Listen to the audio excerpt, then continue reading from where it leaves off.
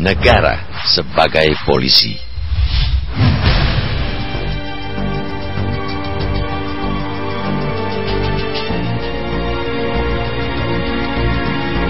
Salah satu postulat penting mengapa sebuah negara perlu ada ialah guna menciptakan ketentraman, keamanan, dan ketertiban bagi rakyatnya.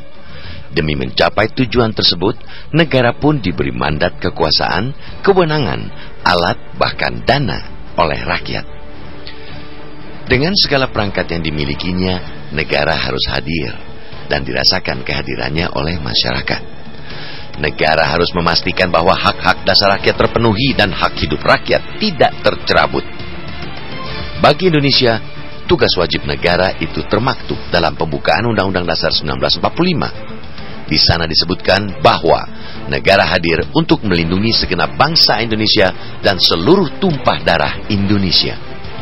Karena itu, pernyataan Presiden Susilo Bambang Yudhoyono saat memberikan sambutan pada buka puasa bersama pimpinan Dewan Perwakilan Daerah Rabu 24 Juli lalu yang mengajak agar kita menghindari hadirnya negara sebagai polisi terasa agak aneh. Aneh karena justru dalam hal-hal tertentu yang berkaitan dengan hak hidup orang banyak, negara bukan saja harus hadir, melainkan harus memaksakan agar hukum tegak. Itu artinya negara wajib berperan sebagai polisi untuk menegakkan hak-hak dasar warganya. Memang Presiden menyampaikan pernyataan itu dalam konteks ingin menghindari negara sebagai pendikte. Kita ingin masyarakat yang punya nilai-nilai baik, mencirikan good society, bisa mengatakan ini tidak baik, ini baik, ini tidak boleh, ini boleh.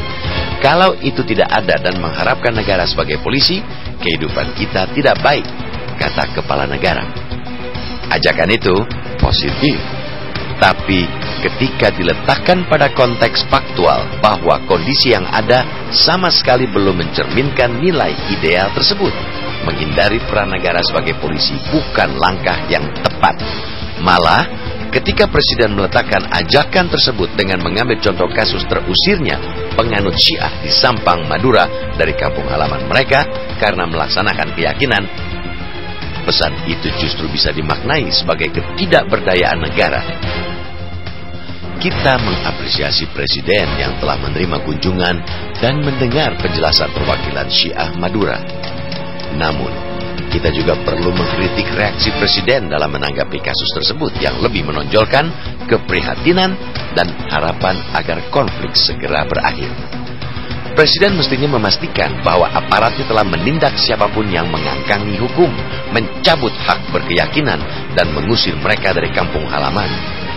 Fasilitasi dan jamin keamanan warga Syiah Sampang untuk kembali hidup tentram di kampung halaman mereka. Sekadar terenyuh, prihatin, dan berharap segalanya selesai dengan sendirinya sama saja dengan mengonfirmasikan bahwa keberadaan negara sama dengan ketidakberadaannya. Negara ada, tapi hakikatnya tidak dirasakan keberadaannya.